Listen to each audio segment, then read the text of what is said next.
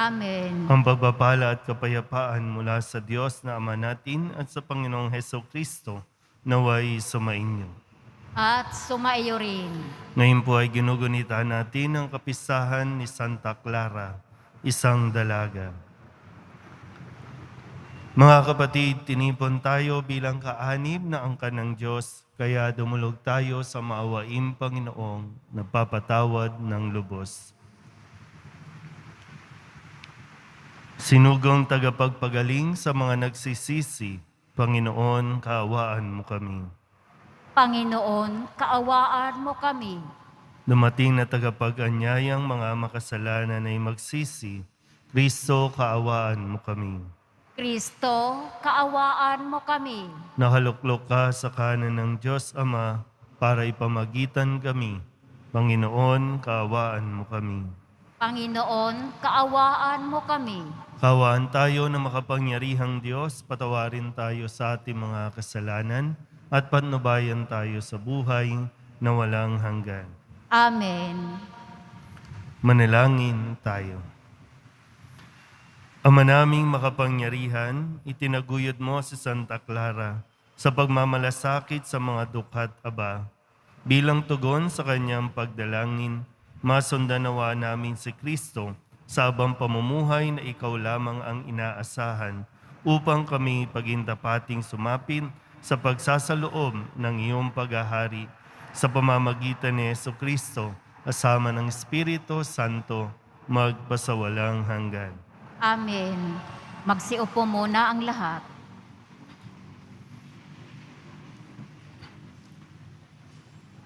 Pagbasa mula sa aklat ni Propeta Ezekiel. Sinabi sa akin ng Panginoon, tao, nasa gitna ka ng isang mapaghimagsik na bayan. May mga mata sila, ngunit hindi nakakikita, at mga taing ang hindi nakaririnig, pagkat sila'y mapaghimagsik.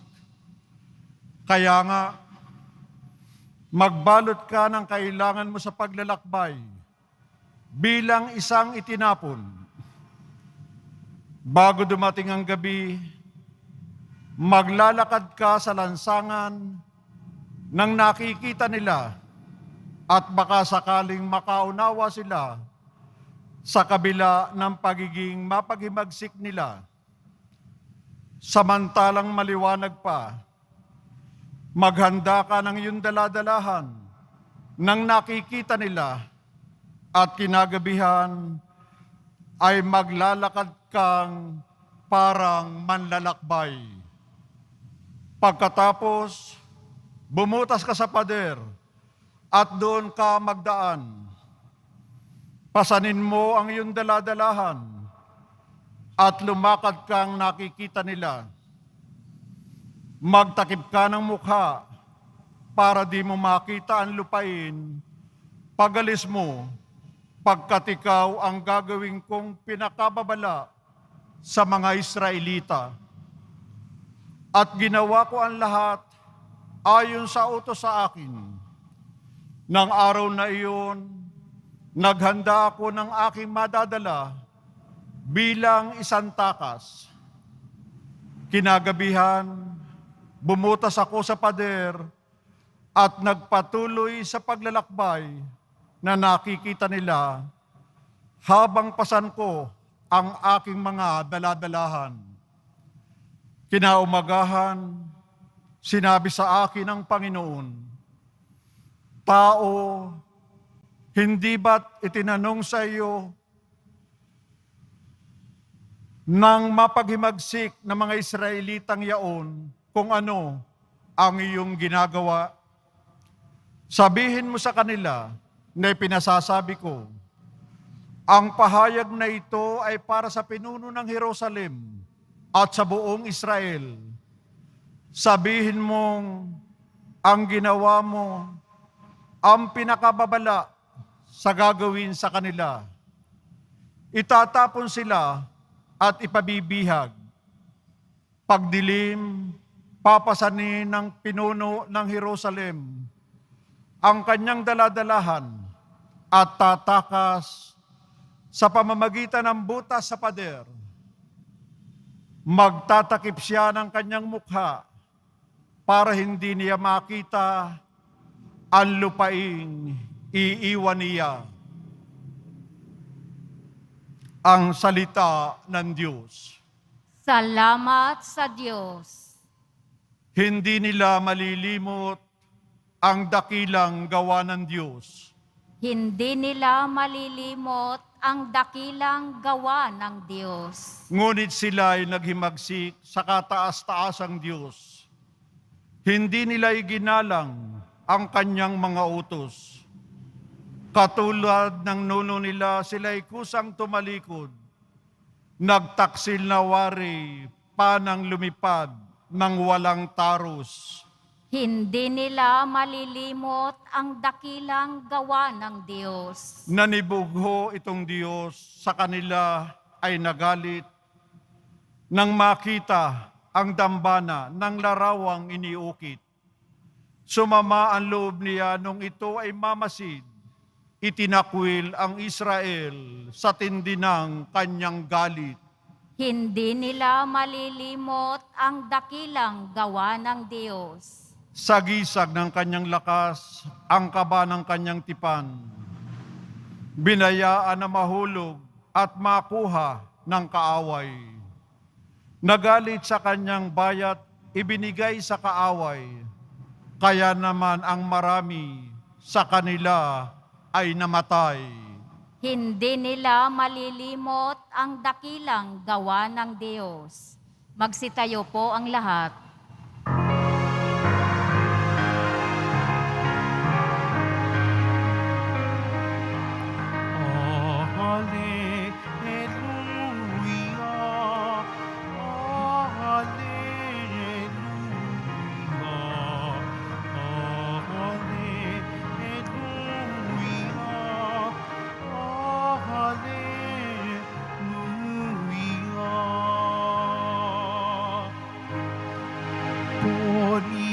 Pasikatin, kagandahan ng loobin, ng kabutihan mo sa amin. Hallelujah, hallelujah,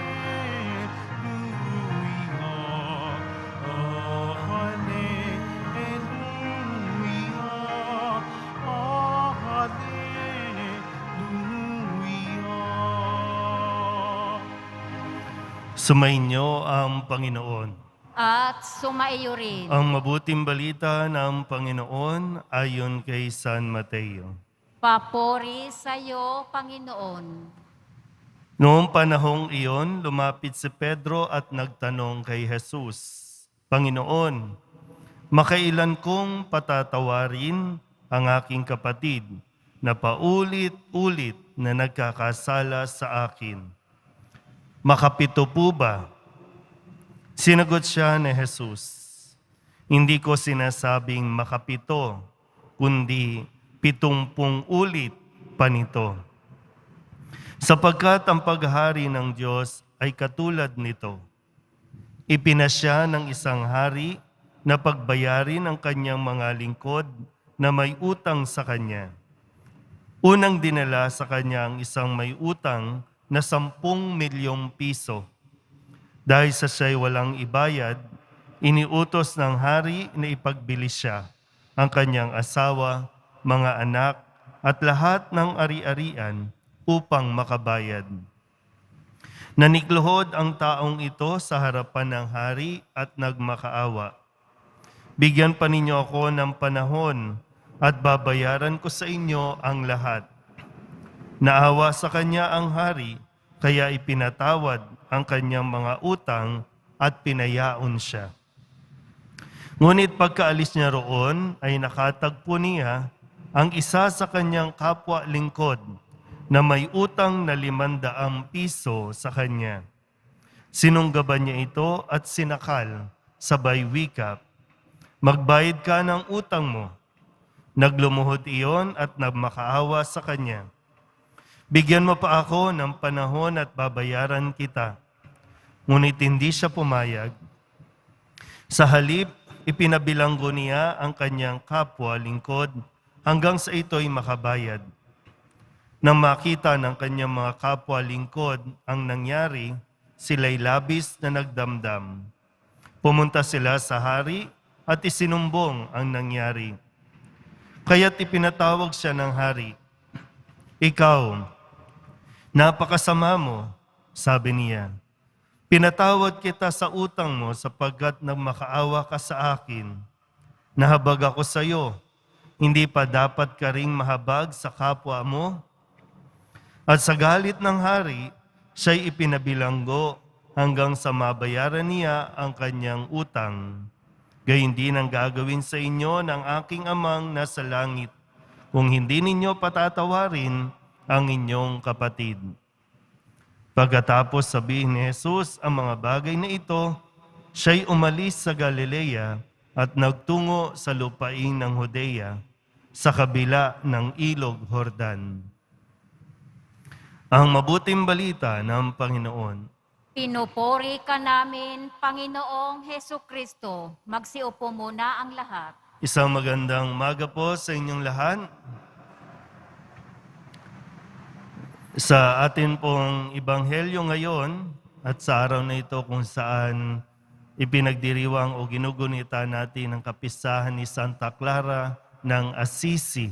Si Santa Clara po yung unang babae na nakatuwang ni San Francisco de Assisi na sumunod at ibinigay ang kanyang sarili sa paglilingkod para sa Panginoon, para kay Jesus. Sa usapin natin ngayon, kamusta po ba ang ating mga nararamdaman? Mabigat ba ang ating kalooban kahit na tayo po ay madalas na nagsisimba? Meron bang mabigat sa atin na dala-dala natin? Maaring ito ay sama ng loob, galit sa ibang tao, o kaya naman yung ibang tao o mismong malapit sa iyo ang may sama ng loob sa iyo. So, hindi lang tungkol ito lagi sa sino ang may nagawang mali sa akin, kundi sino yung nagawa natin ng mali. Mahirap kasi kapag hindi natin nakikita yung ating sarili na mayroon din pagkakamali. Sa usapin, na ilang beses ba natin patatawarin ang nagkakasala sa atin? Yung tanong ni Pedro na meron na ring suggestions na pwede bang 7 beses lang? Okay na ba na 7 beses lang? So ilang beses? Pwede nga mapagnilayan, di ba? Nakailang beses na ba yung nagkasala sa'yo? Sige nga, isipin nga natin. Ilang beses? Baka mamaya, isa pa lang, pero parang panghabang buhay na walang kapatawaran ang ginawa niya sa iyo. Sabihin natin, ilang beses nang nagloko ang asawa mo? Umabot na ba sa 7? Isa pa lang, tinapos nyo na Wala nang kapatawaran, di ba? So, ilang beses na ba? Siguro, by the number, ilang beses na ba? Yung nanay mo, ilang beses ang nagkasala sa'yo. Tatay mo, ilang beses ang nagkasala sa'yo. Kung technicality ang pag-uusapan natin, sige, para maging valid yung sinasabi mong kawawa ka naman. No? Hirap ka na. Tingnan muna natin. Legality-wise, nakakailan na ba? Para sabihin natin na hirap na tayo sa buhay na ito. Baka wala pa, ha? Sabihin natin, okay, lumagpas na ng 7, 8, 9, 10 times na ginagawa sa iyo. Ang usapin din na sinasabi sa atin bilang sagot sa tanong na ilang beses. Kasi sabi ni Kristo, hindi ko sinasabing 7. Wala akong sinasabing 7. Kaya sa pagbibigay ng halimbawa, parang ang ipinapaunawa sa atin, kung humingi ng tawad, patawarin mo. Kasi ganun ang Panginoon. Kung humingi ng tawad, patawarin. So, di ba? Parang, paano mong patatawarin kung hindi nga humingi ng tawad? At paano hihingi ng tawad kung hindi nga niya ina-acknowledge na meron siyang pagkakasala o may nagawang mali? Mahirap kasi yung sasabihin lang natin na move on. Move on na tayo, move on. Inadmit mo na ba? Parang 'di ba? Wow, sa'yo talaga nang galing, 'di ba no? Move on na tayo. Teka lang. Inadmit mo na ba na may pagkakasala ka, na nakasakit ka? Kasi kung nalaman mo, kung sakaling hindi mo alam na nakasakit ka at sinabi na sa iyo na nakasakit ka, ano ba naman yung magsabi ka ng sorry? Parang pare-pareho tayong nakakahinga ng maluwag. Kasi mahirap yung nagsasama kayo, no?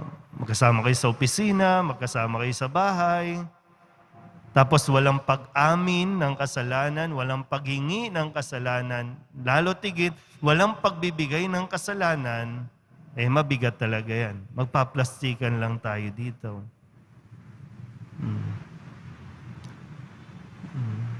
Sabi ni Jesus, ganyan din ang gagawin sa inyo ng aking Panginoon pagdating ng tamang panahon. Pag hindi mo pinatawad ang iyong kapwa na nagkasala sa iyo, hindi ka rin patatawarin. Okay, nandun na tayo sa punto na, ikaw kasi nasaktan, di ba? No? Sobrang sakit kasi yung ibinigay sa iyo. Hindi naman po inaalis yun na nasaktan ka dahil niloko ka. Hindi inaalis yun. Pero ang gustong alisin ng Diyos, yung bit-bit mo, yung dala-dala mong sakit, na mangyayari lang kapag nagawa mong magpatawad. Maging handa ka lang. Hindi naman minamadali, no? Hindi naman sinasabing agad-agad, no? Sinaksak ka sa liig, tapos, sorry na, okay na tayo, ha? Hindi naman ganun, no? May proseso din na pagdaraanan. Kumbaga, take time, no? Take your time. Kaya lang, yun nga, pag pinatagal mo ng pinatagal, mas lalo lang bibigat.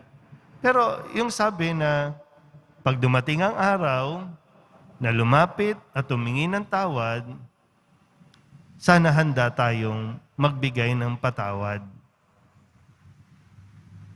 Kung maibalik yung dating closeness, di okay. Pero hindi sinasabing, BFF na tayo ulit matapos mo kong saksakin, ha? Hindi naman.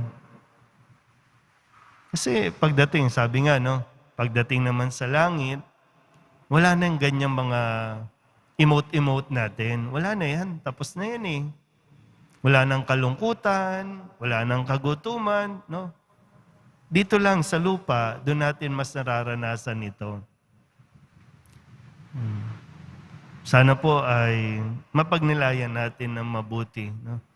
Ang pagpapatawad ay hindi para sa taong nagkasala. Ang pagpapatawad ay para sa taong nasaktan. Para ikaw ay mapalaya na sa sakit o sama ng loob na naidulot sa iyo. Amen. Magsitayo na po ang lahat.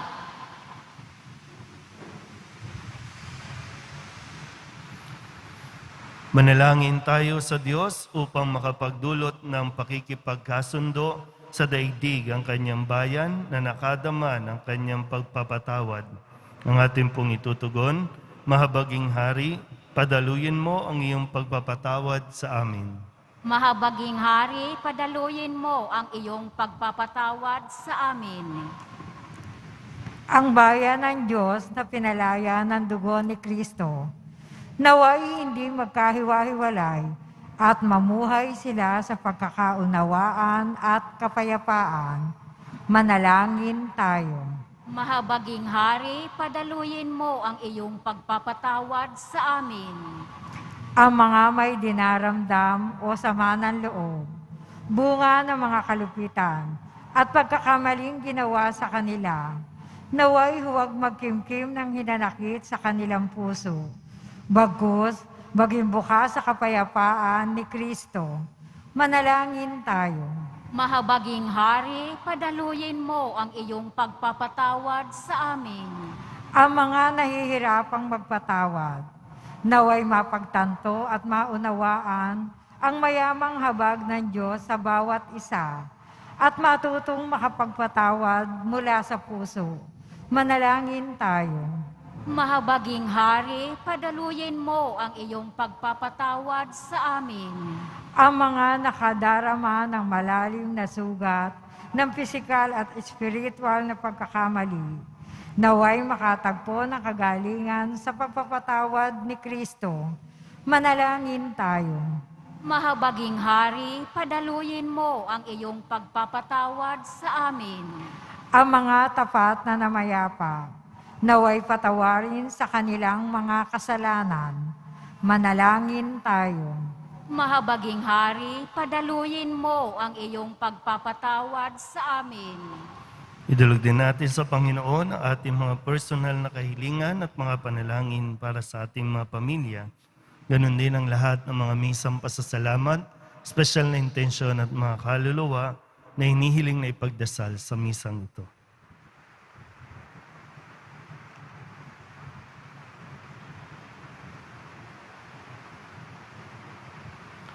Ang lahat ng ito hinihiling namin sa ngalan ni Kristong aming Panginoon.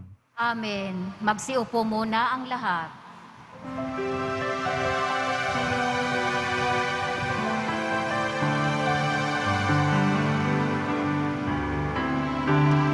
Jesus Nazareno, alak at tinapay sa tanan ay nagbibigay buhay, biyayang kaloob mo ay aming inaalay, aming iling pagpapalat, buhay na dalisay.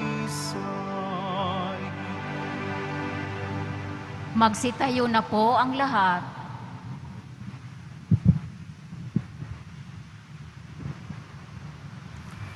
Manalangin kayo mga kapatid upang paghahain natin ay kalugdan ng Diyos sa mga makapangyarihan. Tanggapin nawa ng Panginoon itong paghahain sa iyong mga kamay, sa kapurihan niya at karangalan, sa ating kapakinabangan at sa buong sambayanan niyang banal. Ama naming lumikha, mapakinabang nawa kami sa idinulot na bunga ng aming paghahain upang katulad ng huwaran naming si Santa Clara, kaming dinadalisay nito sa dating pamumuhay, ay umunlad nawa sa pagkamit ng buhay mong bigay. Sa pamamagitan ni Jesucristo kasama ng Espiritu Santo, magpasawalang hanggan. Amen. Sumainyo ang Panginoon. At sumaiyo rin. Itaas sa Diyos ang inyong puso at diwa. Itinaas na namin sa Panginoon. Pasalamatan natin ang Panginoong ating Diyos. Marapat na siya ay pasalamatan. Ama naming makapangyarihan, tunay ngang marapat na ikaw ay aming pasalamatan. Ngayoy ikinagagalak naming may mga banal na tao na nagtalaga ng sarili sa anak mong sa Jesucristo upang ipamalas nila ang paghahari mo at maakit ang kapwa na manalig sa iyo. Ngayon, sa aming ibinibigay ng iyong anak na minamahal, ang kabanalang iyong taglay at angad mong kamtin ng tanan. Ito ang pinanggalingang amin ngayong nililingon. Dito mo rin nais sa kami makarating at tumantong. Kaya kaysa ng mga anghel na nagsisiawit ng papuri sa iyo, nang walang humpay sa kalangitan, kami nagbubunyi sa iyong kadakilaan. Santo, Santo, Santo, Panginoong Diyos ng mga hukbo, napupuno ang langit at lupa ng kadakilaan mo. Usana sa kaitaasan, pinagpala ang naparirito sa ngalan ng Panginoon. Usana sa kaitaasan, magsiluhod po ang lahat. Ama naming banal, ikaw ang bukal ng tanang kabanalan. Kaya't sa pamamagitan ng iyong Espiritu, gawin mong banal ang kaloob na ito upang para sa aming maging katawan at dugo ng aming Panginoong Jesucristo. Bago niya pinagtiis ang kusang loob na maging handog, inawakan niya ang tinapay, pinasalamatan kaniya, pinaghati-hati ni iyon, iniabot sa kanyang mga alagad at sinabi, "Tanggapin ninyong lahat ito at kanin, ito ang aking katawan na ihahandog para sa inyo."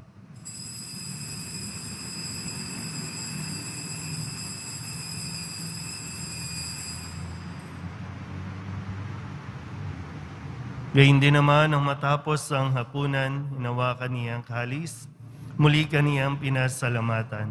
Iniabot niya ang kalis sa kanyang mga alagad at sinabi, "Tanggapin ninyong lahat ito at inumin. Ito ang kalis ng aking dugo, ng bago at walang hanggang tipan.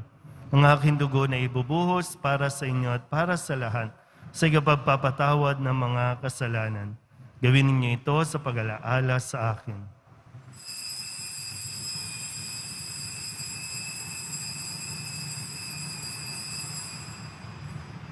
Magsitayo na po ang lahat. Ipagbunyi natin ang misteryo ng pananampalataya.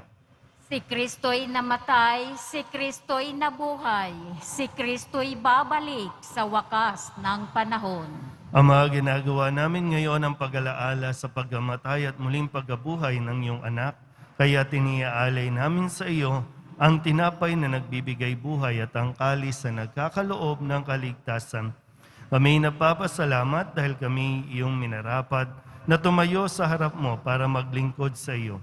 Isinasamo namin kami magsasalo-salo sa katawan at dugo ni Kristo ay mabuklod sa pagkakaisa sa pamamagitan ng Espiritu Santo. Ama, lingapin mo ang iyong simbahang laganap sa buong daigdig. Puspusin mo kami sa pag-ibig kay San Francisco na aming Papa at ni Jose na aming Obispo at ng Tanang Kaparian. Alalahanin mo rin ang mga kapatid naming nahimlay na may pag-asang sila'y muling mabubuhay, gayon din ang lahat ng mga pumanaw. Kawaan mo sila at patuloyin sa iyong kaliwanagan. Kawaan mo at paginapating kaming lahat na makasalo sa iyong buhay na walang wakas. Kaysa ng mahal na Birhen Maria na Ina ng Diyos, ng kabiyak ng puso niyang si San Jose, kaysa ng mga apostol at ng lahat ng mga banal na namuhay dito sa daigdig ng kalugod-lugod sa iyo, may pagdiwang nawa namin ng papupuri sa ikararangal mo sa pamamagitan ng iyong anak na aming Panginoong Heso Kristo. Sa pamamagitan ng Kristo, kasama niya at sa Kanya, ang lahat ng parangal at papuri ay sa iyo, Diyos amang makapangyarihan, kasama ng Espiritu Santo, magpasawalang hanggan. Amen.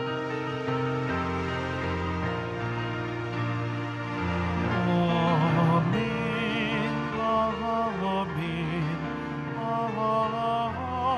Amen. Buong kababaang loob tayong tumawag sa ating Panginoon ng Ama namin. Ama namin, Sumasalangit ka, sambahin ang ngalan mo. Mapasa amin ang kaharian mo, sundin ang loob mo dito sa lupa para nang sa langit. Bigyan mo kami ngayon ng aming kakanin sa araw-araw at patawarin mo kami sa aming mga sala para nang pagpapatawad namin sa nagkakasala sa amin. At huwag mo kaming ipahintulot sa tukso at iadya mo kami sa lahat ng masama. hinihiling namin kami iadya sa lahat ng masama, pagkalooban ng kapayapaan araw-araw, iligtas sa kasalanan at ilayo sa lahat ng kapahamakan. Samantalang aming pinananabikan ang dakilang araw ng pagpapahayag ng tagapagligtas naming si Heso Kristo. Sapagkat iyo ang kaharian at ang kapangyarihan at ang kapurihan magpakailanman. Amen. Panginoong Heso Kristo, sinabi mo sa iyong mga apostol, kapayapaan ang iniiwan ko sa inyo, ang aking kapayapaan ang binibigay ko sa inyo. Tunghayan mo ang aming pananampalataya at huwag ang aming mga pagkakasala. Pagkalooban mo kami ng kapayapaan at pagkakaisa ayon sa iyong kalooban, kasama ng Espiritu Santo, magpasawalang hanggan. Amen. Ang kapayapaan ng Panginoon ay laging sumainyo. at sumaiyo rin. Magbigayan po tayo ng kapayapaan sa isa't isa. Kordero ng Diyos na nag-aalis ng mga kasalanan ng sanlibutan, maawa ka sa amin. Kordero ng Diyos na nag-aalis ng mga kasalanan ng sanlibutan, maawa ka sa amin. Kordero ng Diyos na nag-aalis ng mga kasalanan ng sanlibutan, ipagkaloob mo sa amin ang kapayapaan. Magsiluhod po ang lahat. Ito ang kordero ng Diyos. Ito ang nag-aalis ng kasalanan ng sanlibutan. Mapalad ang mga inaanyayahan sa kanyang piging. Panginoon, hindi ako karapat-dapat na magpatuloy sa iyo, ngunit sa isang salita mo lamang ay gagaling na ako. Katawan ni Kristo, Amen.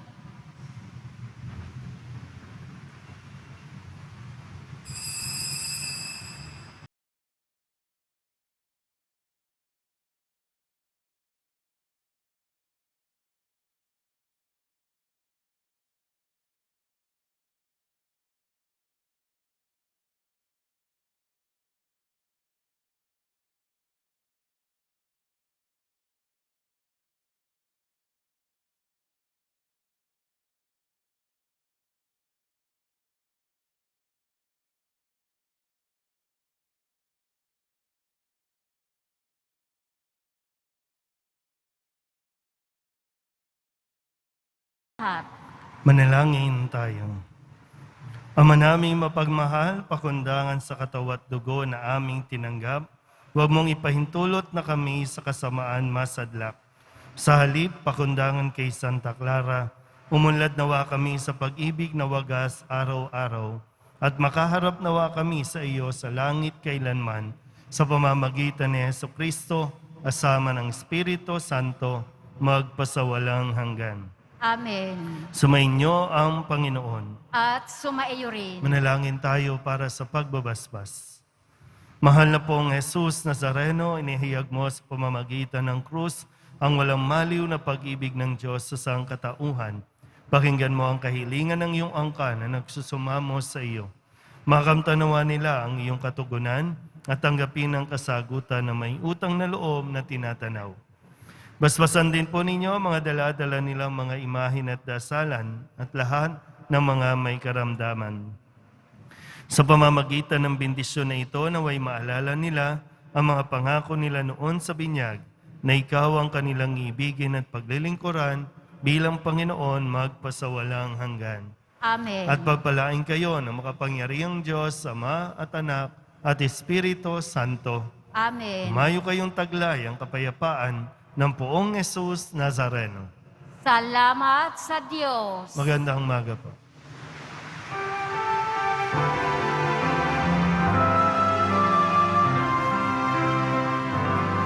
Nuestro Padre Jesus Nazareno, sinasamba ka namin, pinipintuho ka namin, aral mo ang aming buhay at kaligtasan. Nuestro Padre Jesus Nazareno, iligtas mo kami sa kasalanan. Ang krus mong kinamatayan ay sagisag ng aming kaligtasan. Nuestro Padre Jesus Nazareno, dinarangal ka namin. Nuestro Padre Jesus Nazareno,